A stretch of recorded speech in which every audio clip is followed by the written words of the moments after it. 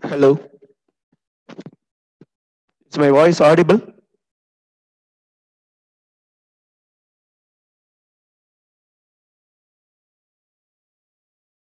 Hello, is my voice audible? Okay, let's start a session.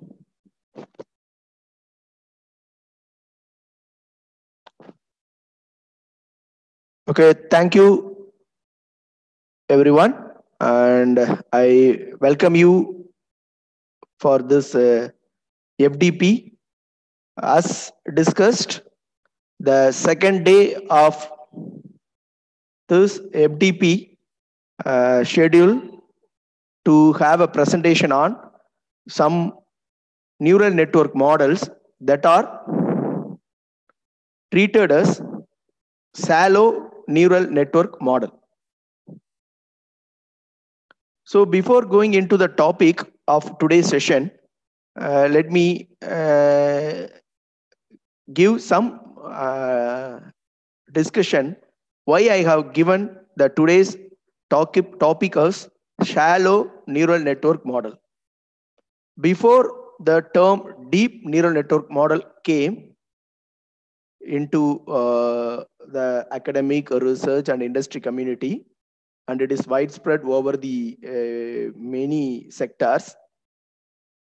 The models that we are going to discuss today are simply called as artificial neural network models. However, with the launch of those deep neural network models, I am in a position to say these models as shallow model. So before going into the topic, I think I have to refresh few topics or few highlights of yesterday morning presentation. So I'm stopping the this screen and going back to the yesterday morning presentation screen.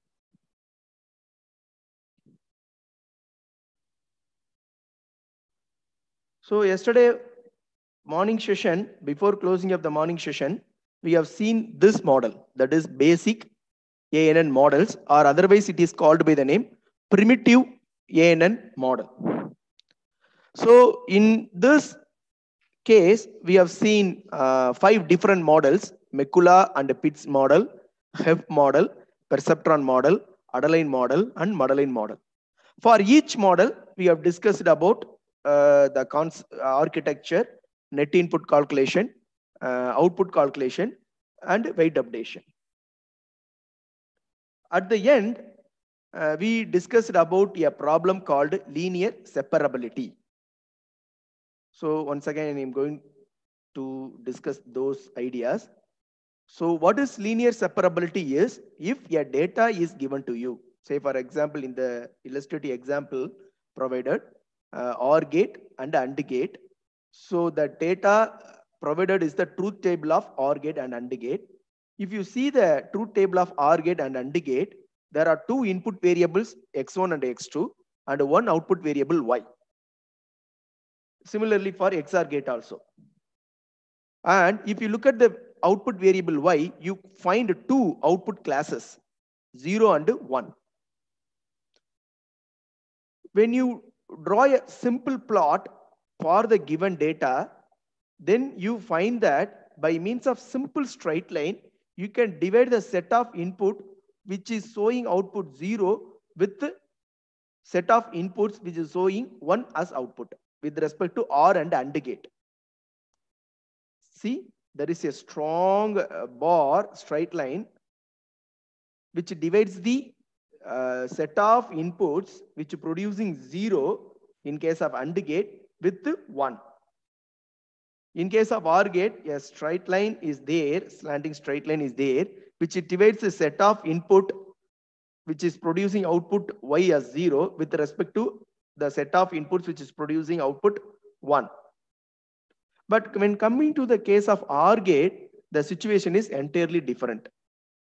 That is, we cannot draw a simple linear straight line to divide the in 2 different classes, 1 and 0. The line looks like something non-linear. So I finished yesterday presentation by saying that most of the data of real world problems are non-linear only. That is of this kind of nature. That is of the nature with respect to XOR gate. So if you want to use the basic primitive models to solve such kind of problems, then it is not easier for one to achieve good performance. That means those models suffers some weakness in providing good results for such kind of non-linear data. So I always say that whenever data complexity is increased, then the basic or the primitive model won't be a suitable one for your problem. So what is the complexity here? Linearity of the data is little bit increased to non-linearity of the data. In such situation, you are not in a position to use the primitive model, whereas you should go for the shallow neural network models. So let me go to the topic for shallow neural network models. Before that, we have content revisited the yesterday closing session. In all the models, 5 models, basic models, what you have discussed is architecture and net input calculation, and more importantly, weight updation equation. Look at the Madeleine architecture. The weight updation is carried out in the hidden layer as well as in the output layer. And look at the architecture of the Madeleine. So what is the architecture of the Madeleine? Madeleine is having 3-layered architecture. By physically, it is 3-layered architecture, but computationally, it is a 2-layered architecture. Why? Because the layer which is accepting the node x1, xi, xn are input nodes, which is not doing the activity of SOMA. If you say a node is doing the activity of SOMA, then it means it is doing 2 operations. One is summation operation, another one is activation operation. But in general, the first layer of nodes, which is treated as input layer nodes, doesn't do any activity. So here in the Madeleine, the middle layer, that is the hidden layer, is doing the activity of the SOMA, and the output is fed as input to the node which is present in the output layer. And in this output layer, the activity of the SOMA is performed, and we are going to receive the output. Now, the problem of nonlinearity arises very frequently in case of a data that is having more input variables. In Madeleine architecture, if you could see that the output node is only one node. That means this node can either produce 0 or it produce 1. So at any point of time, the number of classes that can be used in this particular architecture is 2. That means it is a binary class architecture. That is, if you have a data, and in that data, if you have only 2 classes of nature, 0 and 1, or something else, 1 and 2 frequently. So if it has only 2 class labels, then this Madeleine architecture is suitable. Why? Because the 2 class nature of the data is somehow linearly separable. So this Madeleine architecture is very easily suited for such kind of task. But think about the problem having more number of output classes, for which an example may be, see, a face recognition system. We cannot say a 2 persons face recognition. We have to recognize n number of persons. Likewise, if you go for many real world problems, the number of classes available are more than 2. So if you have a data set which is having more than 2 classes, and if you want to develop a machine learning algorithm with the help of neural network, then this basic model are not sufficient. So with the respect to the data complexity, we are going to the somehow advanced models, and in this case, the advanced model are treated in the name shallow neural network model. So I hope you understand the reason why we are going for shallow neural network model. That is, whenever you have a data, and if the data is having more than two classes, that is multiple classes, then it is mandatory for one to use the shallow neural network model, provided the data is of numerical data in nature. So let me stop this presentation, that is yesterday presentation, and I will go to the another one that is today's presentation.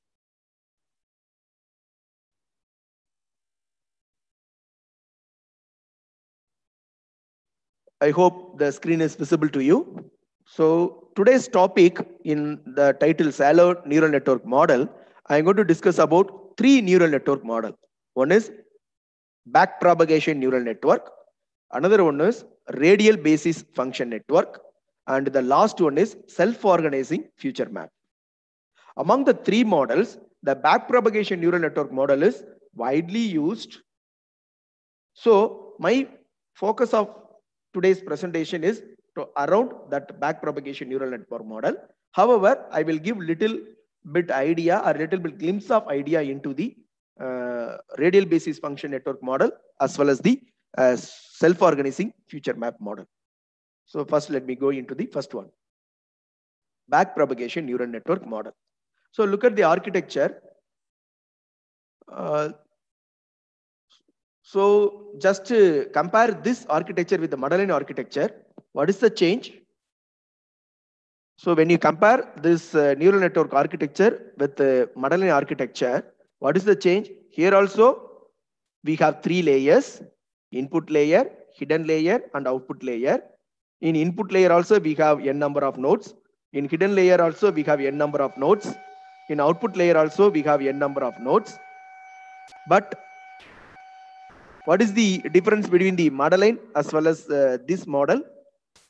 Yes, in this model, the number of nodes in the output layer is more than 1. Look at the output layer. The number of nodes in the output layer is designated as Y1, YK, and YM.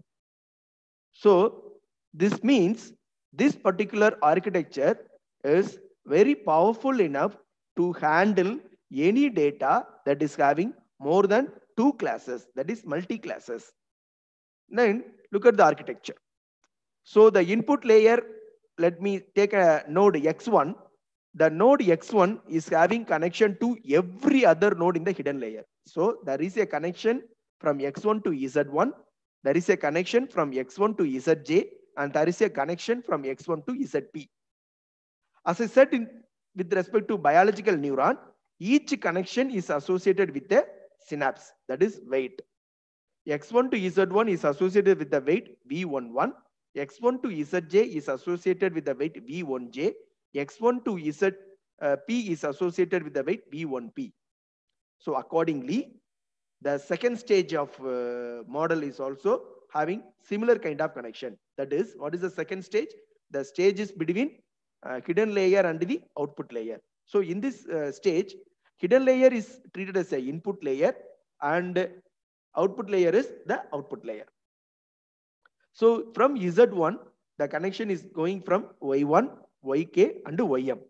So for the connection between Z1 to Y1, the weight parameters are W11. For Z1 and YK, it is W1K, and for Z1 and YM, it is W1M. So there are some bias connections are available in this architecture. X0 is the bias connection from input layer to hidden layer, and Z0 are the bias connections from hidden layer to output layer. Look at the end, there are some values T1, etc. up to Tk, etc. up to Tm. They are not physical connection. Remember, they are not physical connection. Our architecture completes in the arrow, that is in the forward direction, Y1, YK, Ym. Up to that, the architecture completes. Why I have used the arrow in that direction, T1, Tk, Tm is, it's to show you that once the network have produced the value Y1, YK, Ym, then it is the duty to do a comparison between the Y1 and the T1. What is Y1? In the yesterday class, I said that Y1 is nothing but network output. T1 is nothing but target, that is actual output.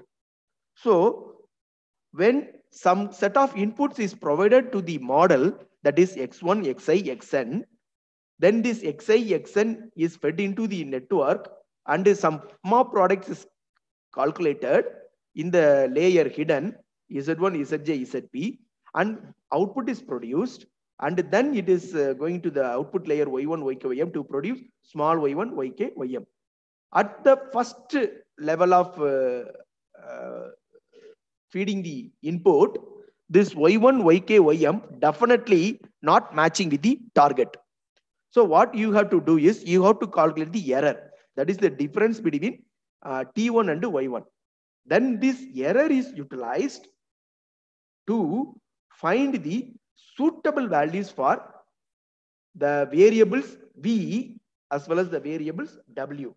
Many variables of V are available between set of X's and a set of Z's, and many variables of W are available between set of Z and set of Y's.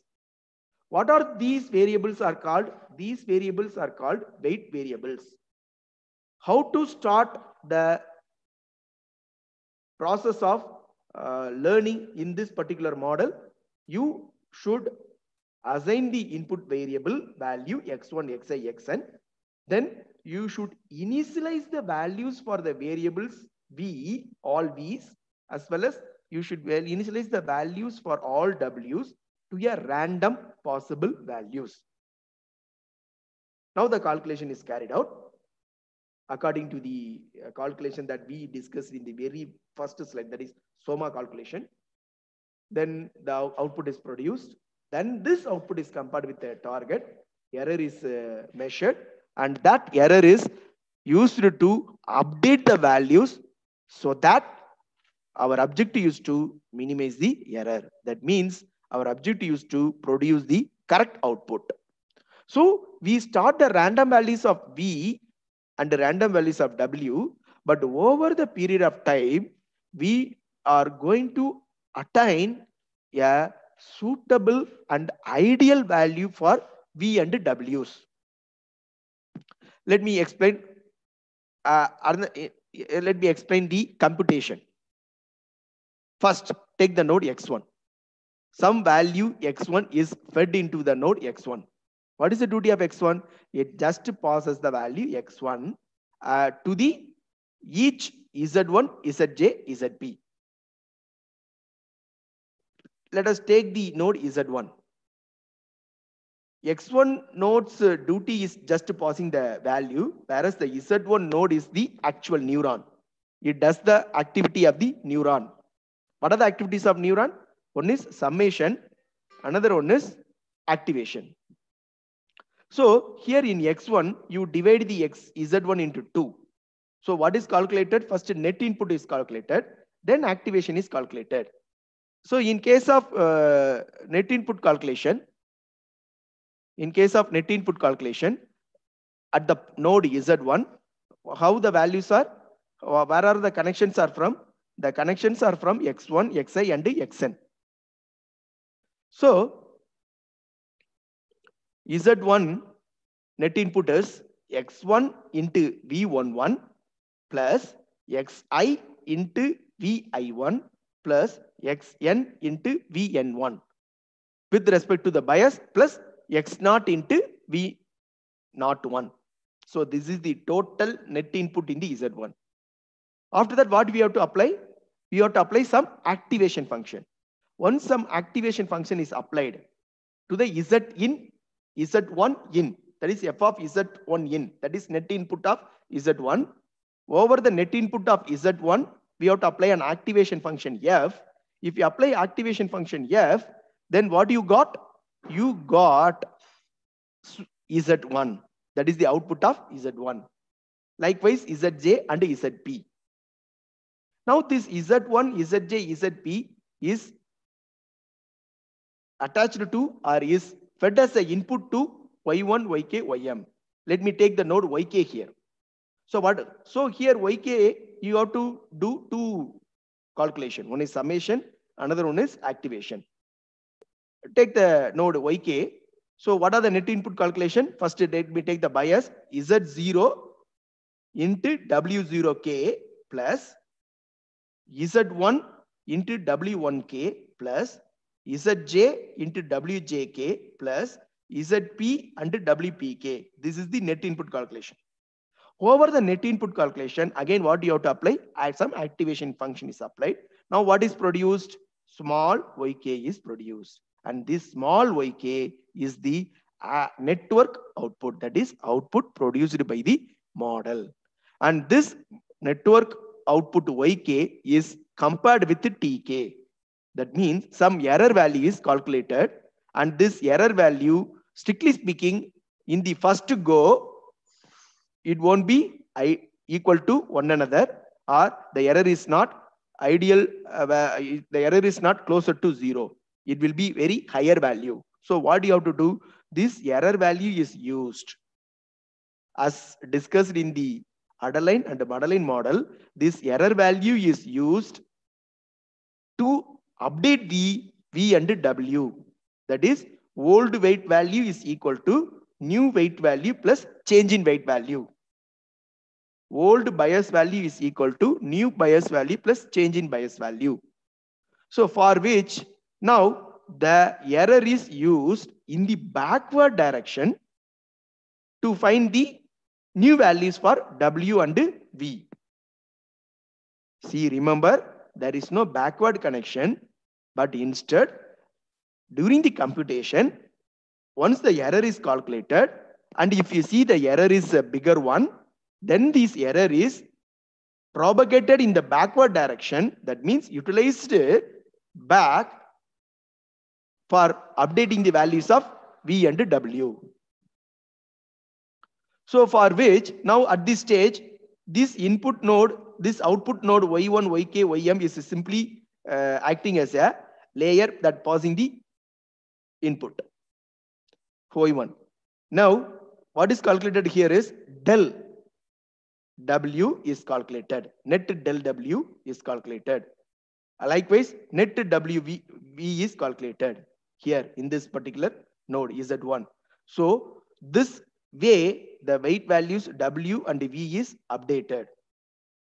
Once the values are updated, then it is again fed back, calculated the error, fed back, again feed forward, again backward, weight updations are carried out. So this condition is carried out until y1 is equivalent to t1, yk is equivalent to tk, and ym is equivalent to tm. In this way, the process is carried out.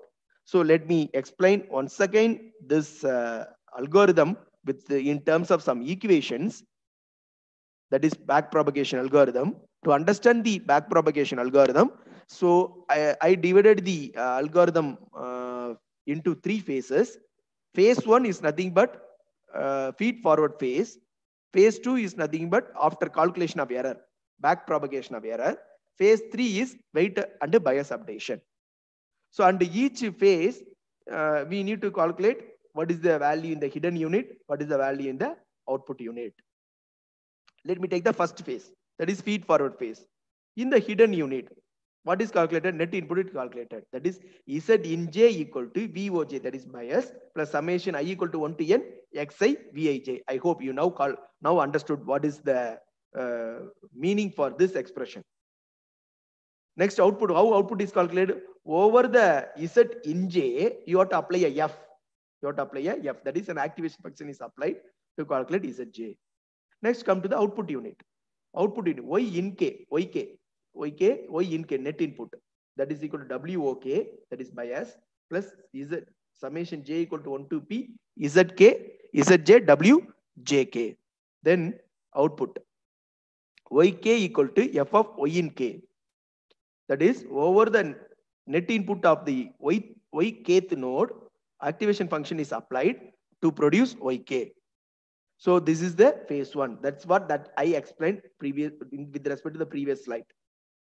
So until then, what is set to complete? The phase 1 is set to complete. That is output calculation in the hidden unit and output calculation in the output unit. Next, phase 2. The output that is calculated in the output unit, that is the treated as network output, is compared with the actual output, that is a target, and error is calculated. See, in the output unit, error is calculated. That is dou k is calculated. Dou k is nothing but tk minus yk f dash of y in k. So this is the new thing introduced in the backpropagation algorithm. That is the derivative of y in k. Then change in weight is calculated. Del wjk is equal to alpha into dou k zj. Change in bias del wok equal to alpha into del k. So del k is calculated during the error calculation stage, and alpha is nothing but learning rate. Zj is the input of that particular node. Then in the hidden unit, what is calculated? Net delta input is calculated, because all the delta values are get accumulated in the node. So net delta input calculated, it is nothing but summation of k equal to 1 to m del k wjk. Then the error is calculated here also, because it is to find the value for v in j. So del vij and del voj is calculated with respect to the weights in the output unit. The weights in the hidden unit v is change in weight in the hidden unit is calculated, and it is nothing but dou j. What is dou j? Dou j is nothing but net delta input, over which some activation function is applied in the z in j to get the del j, dou j. Now, once the del wjk, del wok, that is del vij, del voj is calculated, that is change in weight and bias is calculated, then it is the end of the phase 2, that is backpropagation of error. Now, what is the third phase? It is the phase that updates the weight and bias. So now what is the weight and bias equation? New weight is equal to old weight plus change in weight, del wjk. Likewise, in the hidden unit, new weight is equal to old weight plus del vij, that is change in bias. So now I think you hope understand the process of the backpropagation algorithm. So what this three phase is illustrated in this slide is one single go. That means one single iteration, which comprises of feeding all the inputs of the data. And this one go that involves feeding of all the input data is treated as one epoch. Normally, the backpropagation algorithm won't stop in one epoch. It will take some n number of epochs to settle down. What is meant by settle down? So that means the network output should be equivalent to the actual output, that is target. So if that equivalent value is obtained, that means if the error value is near to 0, then you mean to settle down the iterative process of the backpropagation algorithm. Until then, you should do all the three phases repeatedly for every data cases. So while doing so, at one point of time, you will end up with the value that you expected. That is, each network output y1, yk, ym should be equivalent to each target t1, tk, tm. This kind of approach is popularly called by the name gradient descent approach. Why it is called a gradient descent approach? Let us explain this via this graph. Imagine a neural network that consists of only two weights, W1 and W0. W1 is given in the x-axis, W0 is shown in the y-axis, whereas the error is shown in the z-axis. So W0 value ranges from positive value 2 to negative value -1. So W0 ranges from -1 to 2. W1 ranges from positive value 3 to negative value -2. So in the graph, it is displayed like that. Whereas the error ranges from 0 to 25. So how we started the backpropagation, how we started the training process? We randomly initialize the value for W0 and W1. That means our initial weight value will be somewhere here in the two-dimensional space. If you drew a line corresponding to the W0, then W0 value will be something between 0 and 1. Say for example, if I drew a line here, then the value will be 0.3. Say for example, for W0. Likewise, if you draw a line vertically to the W1 plane, then I get the line may be between 1 and 0. That means it will be 0.9. So what is the initial value for W1? It is 0.9. What is the initial value for W0? It is 0.3. At that particular point, the minimum error at that particular point, the error is somewhere around 15. If you drew a line to a plane E of W, then the error is 15.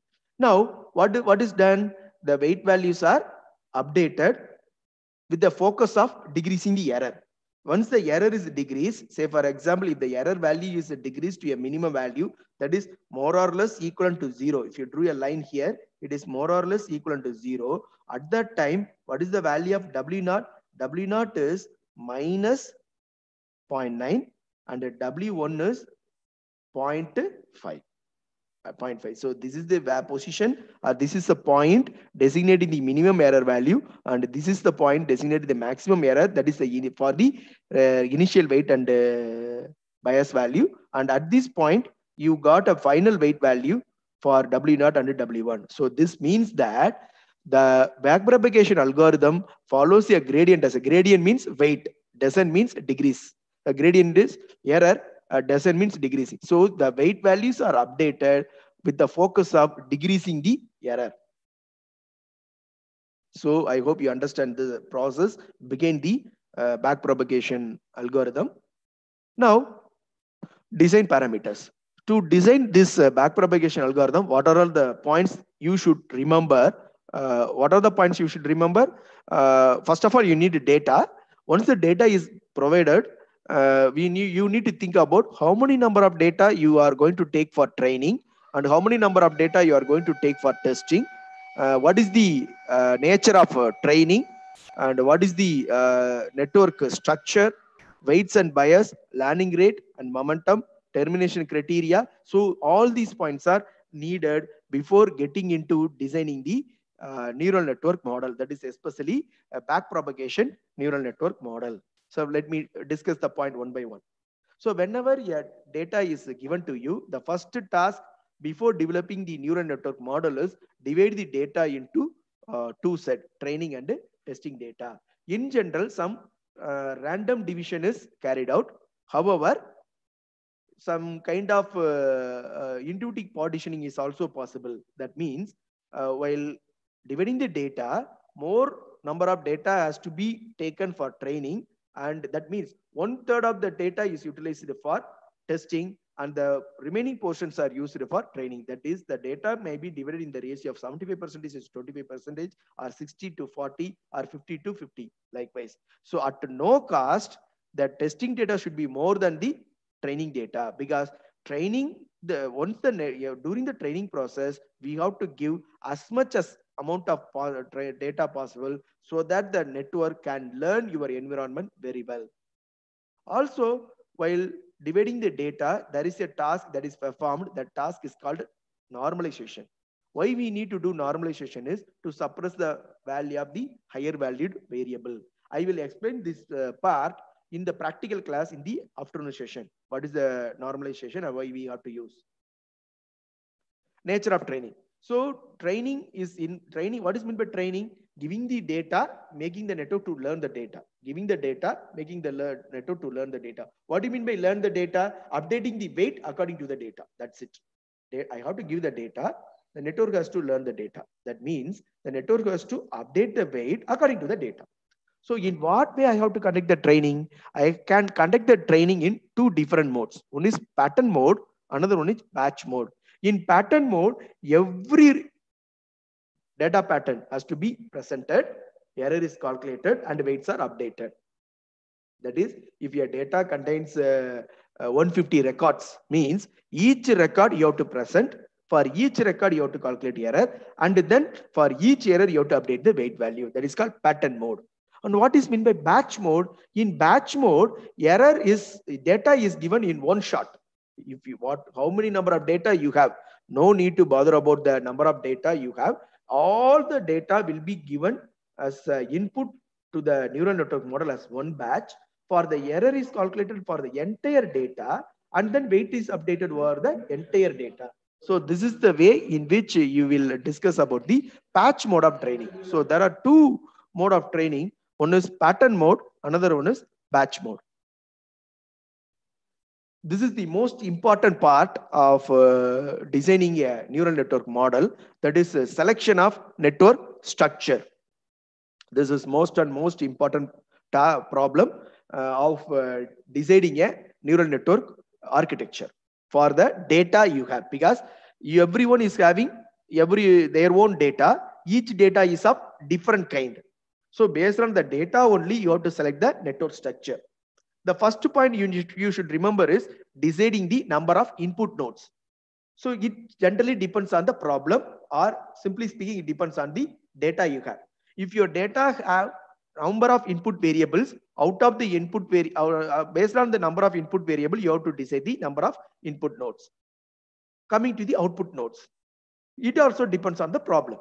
So here one may say that likewise, like the number of input node that depends on the number of input variables, we can also decide the number of output nodes based on the number of output variable. So it is not the case, because the output node of the neuron is always producing a probabilistic value. So we need not take the number of output nodes as par with the number of output values, but instead you can go for choosing the output nodes in par with the output variable. If you have n number of output variable, then you can have n number of output nodes. But if you have n number of output values, then you should not go for n number of output nodes. But definitely it should be more than 2 output nodes in case of multi-class classification problem. But it depends on the way in which the values have been taken. I will explain this very clearly in the practical session. Then comes to the number of hidden layers. So strictly speaking, we are discussing about the shallow network model. So the number of hidden layers will be always 1. Always 1. There are some situations in which you can increase the number of hidden layers from single to many. In such a case, the network will become a multi-layer perceptron. Of course, this is the base for deep learning neural network, because in deep learning neural network, we have more number of layers, and all those layers are hidden layers between the input and the output layer. So if you increase the number of hidden layers, definitely the architecture will lead to a depth architecture. That means a deep learning architecture. But in deep learning, every hidden layer is doing separate task, but that task is different from the number of hidden layers. If you increase here, each hidden layer is intended to do the similar kind of task when compared with the other hidden layers. But conceptually and computationally, if you increase the number of hidden layers here in this shallow model, is entirely different from that deep network models. So in shallow network model, it is good to start with single hidden layer.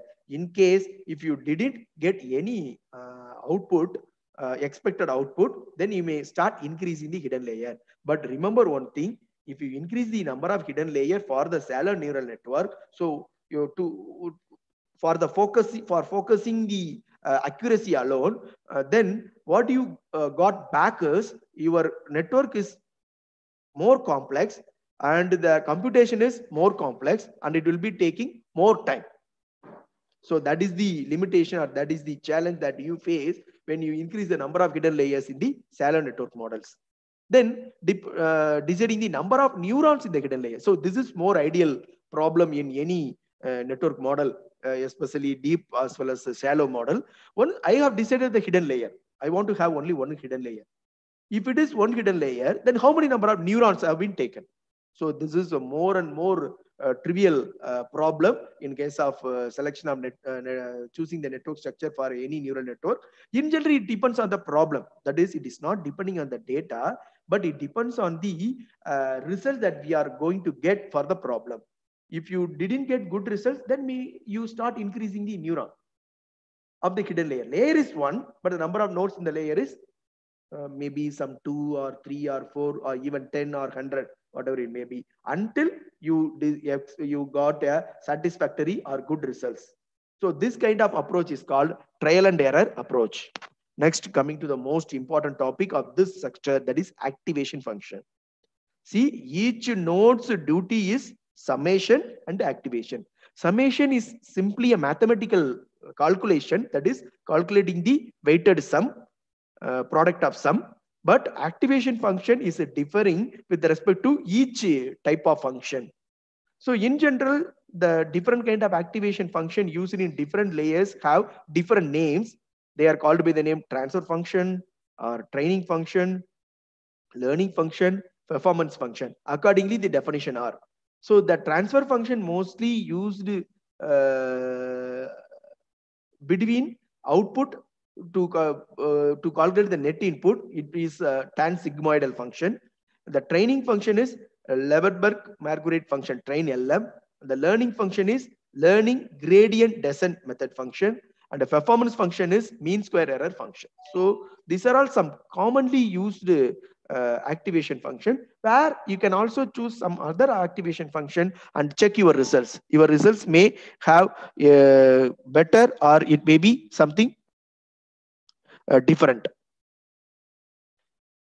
So depending on the accuracy you got, you may either increase or you may decrease the number of hidden neurons, as well as depending on the accuracy you got, you may change the kind of activation function. The most important parameter, the weights and the bias. So what is the objective of ANN model? We are till now saying that training a neural network, or that means weight updating the model, updating the weight of neural network model. So that is the scenario. So whenever you say I am training a neural network model, it means I am finding the suitable values for weights and bias, because I know the input, I know the output. What I need to know to produce the output for the input, I need to know the weight value, because weight is the one that contains knowledge about the problem. So to solve any problem, we need to decide the weight value. In general, we do not know the weight value, so we start with the initial random values and we increase the weight values either in the positive side or in the negative side, depends on the target we achieve. So based on that, we will be processing the weights and bias value. So accordingly, the weights are represented in a matrix.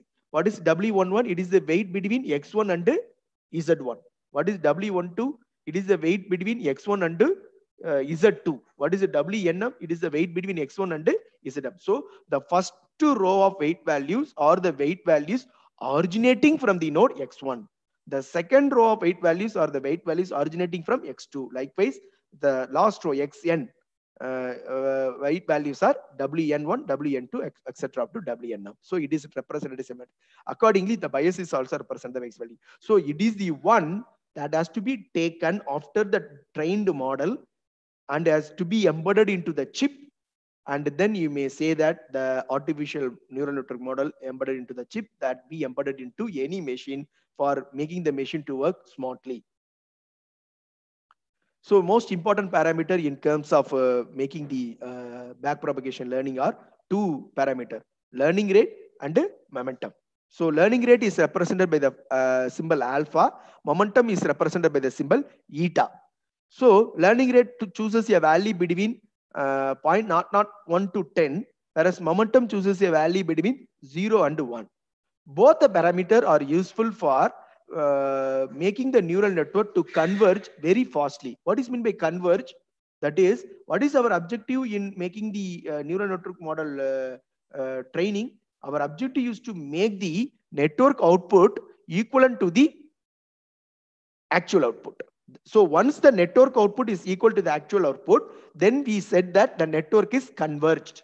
At the point of convergence, we need to took away the weight values and the bias value, and that weight value and the bias value is the knowledge. So for making the neural network model to converge faster, we use these two parameters, alpha and momentum. So alpha is the rate at which weight is updated. Eta is the amount of weight updated at each step. So at each step, you are updating the weight value. So at each step, how much amount of weight you have to update? That depends on the eta value. At each step, how fast the weight value is updated? That is depend on the alpha value. So these are the two parameters you have to remember. And finally, termination criteria. When I have to stop the algorithm training process or neural network training process. So one parameter is epoch that I said previously. So epoch is the number of iteration for a bulk of data presented to the network.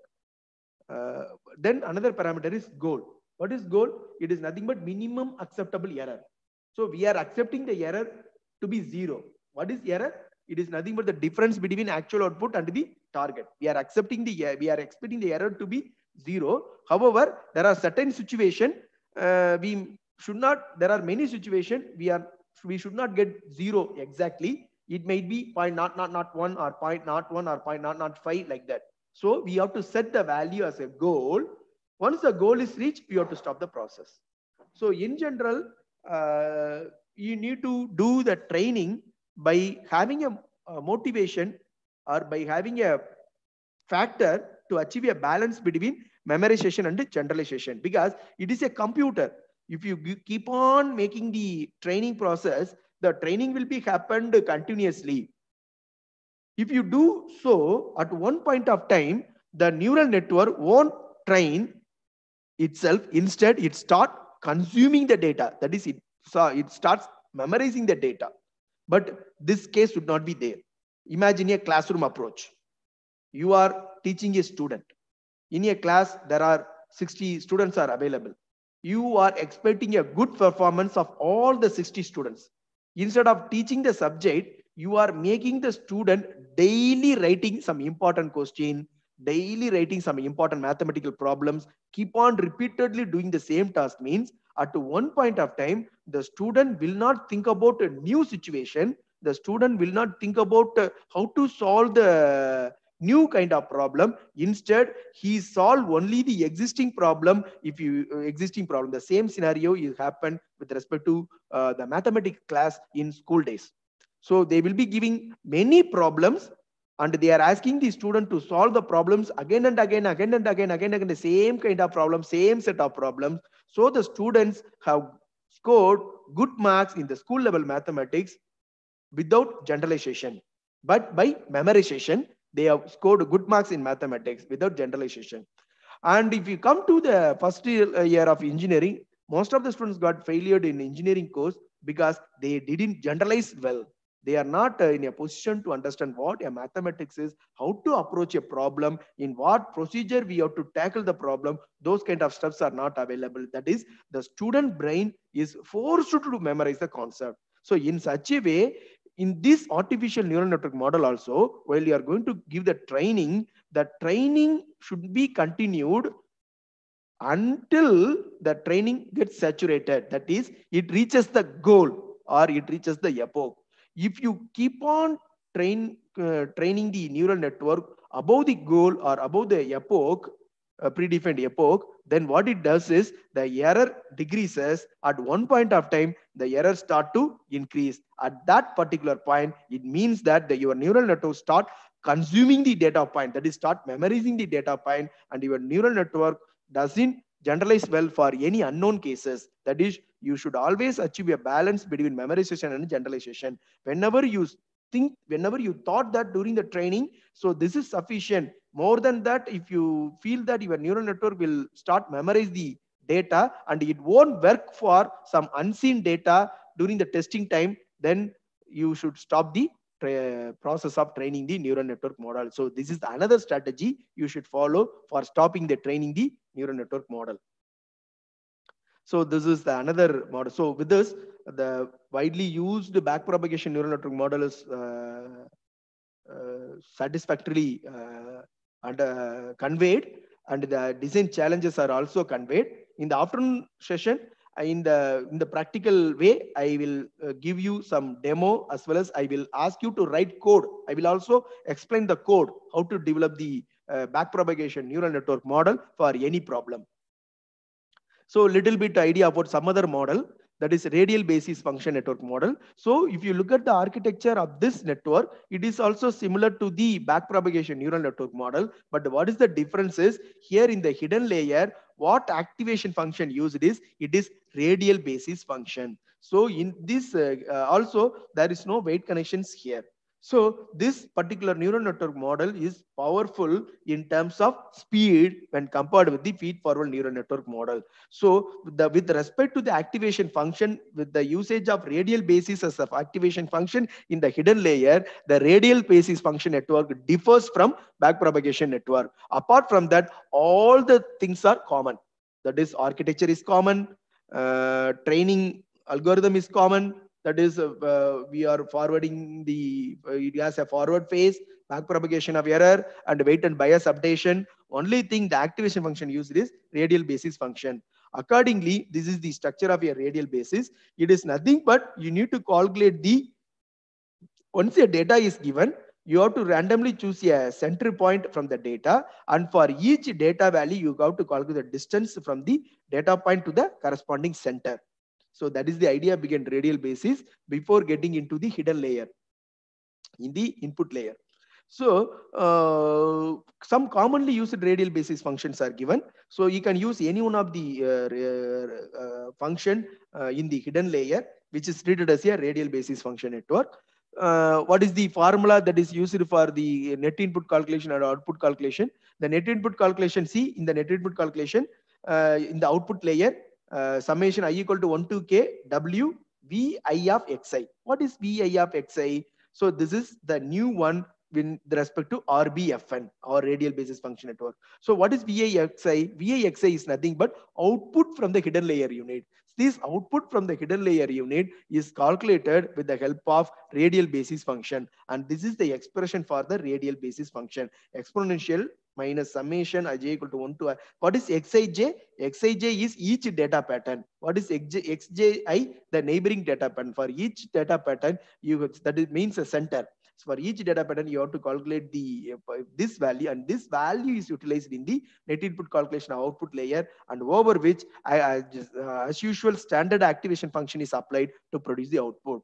The major difference between these two neural network, that is backpropagation neural network and RBFN neural network, is the usage of radial basis function as the activation function in the hidden layer, and the production of output, which is treated as very faster when compared with the backpropagation neural network. The final model here is self-organizing future map. So this is the two-dimensional view of the model self-organizing future map, and this model is doing a task called clustering. So far we have addressed the model backpropagation neural network model and radial basis function neural. They are very popular for doing two different tasks. One is classification in terms of discrete label, another one is a prediction in terms of real values, and both are used for the task of classification and prediction, and both have used their learning algorithm called supervised learning algorithm. But this neural network model, self-organizing future map, is using an unsupervised learning algorithm, and it is used for doing a task called future mapping or dimensionality reduction or clustering. So these are the important points dealing with the self-organizing future map. If you look at this point, that is the speciality of this neural network model is topological preserving property of human brain. Yes, of course, it is the scientist Kohanen who studied this property. So Kohanen studied the topological preserving property of a human brain. What is meant by topological preserving property? Let me explain this with an example. If you all close your eyes, and if we ask you to imagine a television, you all imagine a television that is maybe present in your home, or you may see in some other complexes. So what is the thing that come to your mind if you imagine a TV? Some rectangular like box with some screen, and some kind of movies or songs or anything is played into it. So likewise, if we ask you to remember or ask you to dream about any animal, say for example lion, so you remember some kind. So the topology means the edge points of the proper edge point of the object is stored into your brain. So that is the topology. So the same behavior is studied by the Kohanan, and he is using that behavior to develop a model, and it is based on the unsupervised learning model. So what kind of learning here applied is, see, look at the last point, when differed from other artificial neural network, this the network applies a model called competitive learning with respect to as opposed to error correction. So we used a model called backpropagation learning, whose objective is to find the error. But here, some kind of competition is happened between the input units. And see the fourth point, which we have to choose a particular input point, which is treated as the winner. So that learning of this particular model is little trickier. And of course, our objective of this FDP is focusing only on supervised learning with respect to the deep learning neural network model that we are going to see in the tomorrow's class. So I limit with this about this unsupervised learning model. Maybe in another occasion, I am in a position to say more about this model with a practical training in this model. So with this, I close the today's session. If you have any question, I think you can ask the question. I may be in a position to clear your doubts.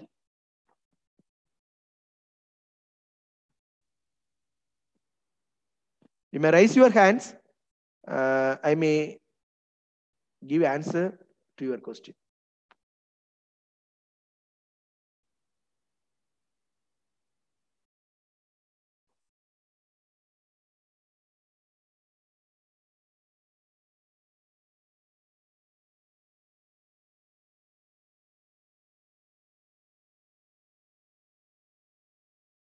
So do you have any question here?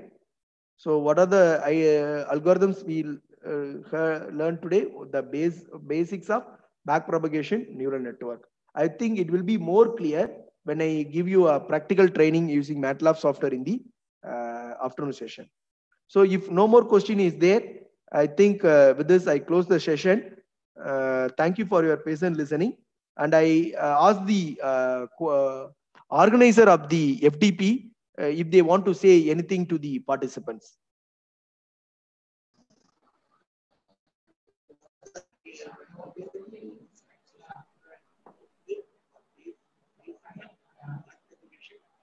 Yes, one question is one participant is raising the hand for asking the question. I will answer the question.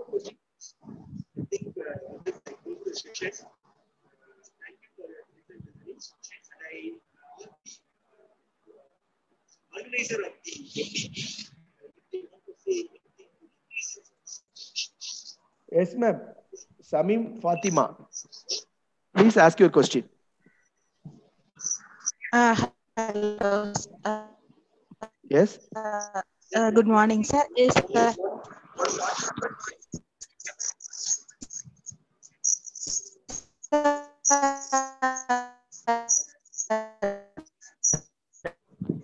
I think your voice is very breaking. What possible extent can we use the self-organizing web for our research, sir? Most probably we are all, but seeing this SOF. Hello, sir. Possible applications we are actually clustering. Most of the time the neural network we are selecting. The training and testing we are using with RBF and some other neural applications. Yes. And we are probably taking this SOM, sir. So yes. Here, what is the very appreciable application related to SOM, sir? So you can go for clustering. That means whenever you feel that your data is very huge, and if you feel that the huge data is not at all needed for the analysis, and if you want to cut down the data, that is, if you want to reduce the data so that effective data analysis can be conducted. So in such a scenario, you can go for SOAP. Okay, sir. Speaking dimensional reduction. Your data is very huge. That means your data contains n number of variables. And if you feel that all n number of variables are not sufficient, are not good, are not suitable for analysis, and if you want to reduce the number of variables to a reasonable level, so in such a case, you can go for dimensionality reduction, or you can go for clustering, using this SOAM model. I will give one case study in the afternoon session so that you can understand little better. Thank you so much. Thank you so much.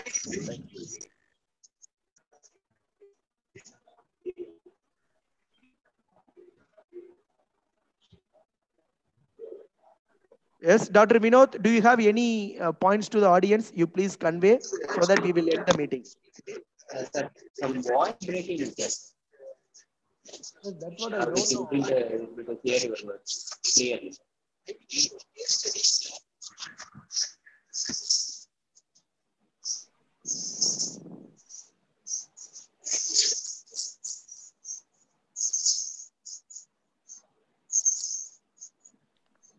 Is it okay? Sir, no. Okay. Sir, thank you, sir. Thank you for your wonderful presentation.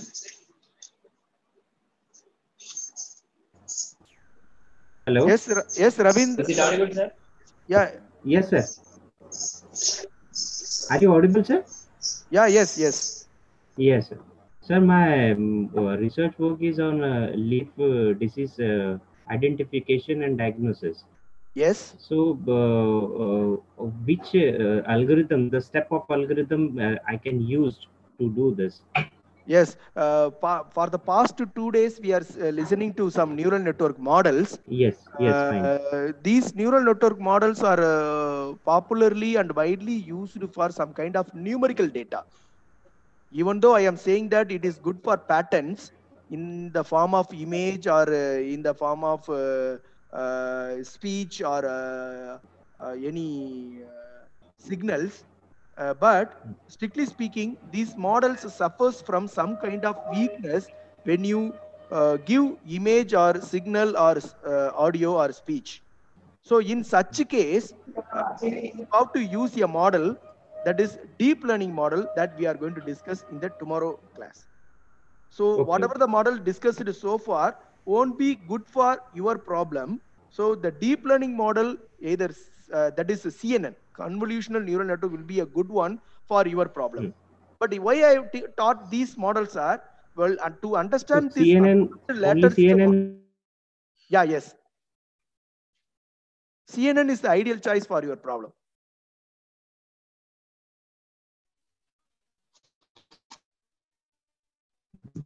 Hello? Hello? Are you hearing me? Sir, I think he disconnected, sir. Ravindra Okay. Johar. Okay. So, Sir, one more yes, question, sir. Manjula, Yes. yeah, yes. Sir, Yes, good morning, sir. good morning, madam. Good morning, madam. Sir, I understand well your lecture, sir, and I have one doubt. Yes, Sir, ma'am. you said that topological preserves preserves the edges of the object. You said that, no, sir. So, sir, whether no. it can be. Yes, tell me, ma'am. Sir, it can be used to detect the human edges, sir. Because I am working on detect the moving object like a human or any animal like that. I am working on that, sir. Ma'am, Yes, sir. Yes, ma'am. This SOAM model is a very simplified model. Just I explained the topological preserving property. What is mean by topological preserving property is similar to edge detection. See, if you imagine any object by closing your eyes, that object comes into your picture, right? Yes, sir. So in what way the object is coming into a picture? The borders, the usages, the image that you've seen last. So everything is coming into the picture. So that property is called topological preserving property, and that property is studied here, and some kind of algorithm is developed. So this is a simple SOAM model. I don't think so. This simple SOAM model will be good for edge detection. Maybe before edge detection, if you want to do any future extraction or if you want to reduce any dimension, then this SOAM model is good. Okay, sir. So you can go for some hybrid model. See, there is one research that I will discuss in the afternoon session in which the backpropagation model is combined with SOAM. Hybrid SOAM and BPN model. So you can combine this model with some other model. based on the problem that you have. So Okay. I am not saying that it is not suitable. It's not exactly not suitable. Hmm. It may be suitable, but you also think about the other hybrid model to be accompanied with SOAM model. Because to my knowledge, I understood that SOAM is popularly used for dimensionality reduction. That is reducing the dimension. Okay, sir. After the dimension reduction, we can find out the features. Then we can identify the right object. Yeah, yes, So, yes, ma'am. Yes, ma'am. it can be used like this, sir. Yeah, Sir, yes, ma'am. and due to some network issue, I could not follow that delta is used for error. Then alpha is used for something you said, but I could not able to Ma'am, understand. both alpha and eta are used to make the training faster. Okay, sir. So what is conducted during training? Weight updation is conducted during training. Yes, sir. So that means you need to update the weight in a faster manner. Faster convergence means faster way of updating the weights. Okay. So that means alpha is used to fix the rate at which weight is updated, the rate of updating the weight with respect to time. Each 5 minutes we have to update the weight, or each 1 minute you have to update the weight, or each 3 minutes you have to update the weight. That is learning rate. And what is eta momentum is amount of weight I have to update. For each 1 minute, if you update the weight, means for each 1 minute, I have to update the weight in terms of 5, or in terms of 10, or in terms of 20. So it is with respect to the weight value. Momentum is with respect to weight value, and alpha is with respect to time. Okay. So both are meant for fast updating of weights, so that the termination is very faster. Okay. Otherwise, I can say that convergence is very faster. What is convergence? Error is approximately 0. What is error? It is the difference between it is the difference between target and the network output. Okay, I sir. hope I answered. Yes, sir. Yes, sir. Understood, sir. And how long we can give back propagation, sir, until it reaches the epoch? Yes, ma'am. How long? You can have two parameters. One thing you can focus on epoch, or another thing you can focus on goal. So normally you focus on goal, ma'am. Compared to epoch, you focus on goal. Because when you focus only on epoch, then there arises a situation of memorization. Yes, So you yes. focus on goal. That is the ideal scenario. Okay, sir. If it memorized, it won't give the right results when we give some new test data. test samples. Test data. Test data. That's the okay, sir. Thank you, sir. Thank you very much, sir. Sir, thank if you, ma'am. possible, will you send the recorded lecture, sir? Yes, ma'am. Sure. The organizer will send the recorded lecture. I will also recording the lecture here. I will send it to the organizer. The organizer will in turn send to you. Okay, sir. Okay. Due to some network problems, sir. Yesterday morning itself, I have some problems, so I could not able to follow the first session, sir. Okay, ma'am. So that, sir. The same network problem I am also facing. I am worrying about whether my lecture will be interrupted. But sir, but you learned a lot. But now I am learning. Okay, ma'am. You okay, have thank you. network problem, no problem. Thank you, sir. Okay, thank you. Thank you so much. Thank you so much. So I think it is time up. We shall stop the process. Yes, sir. We will end the meeting, and all the participants will receive the link soon for the afternoon session through mail or through WhatsApp. Okay, sir. Okay, sir. Thank you, sir. We will end the session, sir. Thank you. Thank you.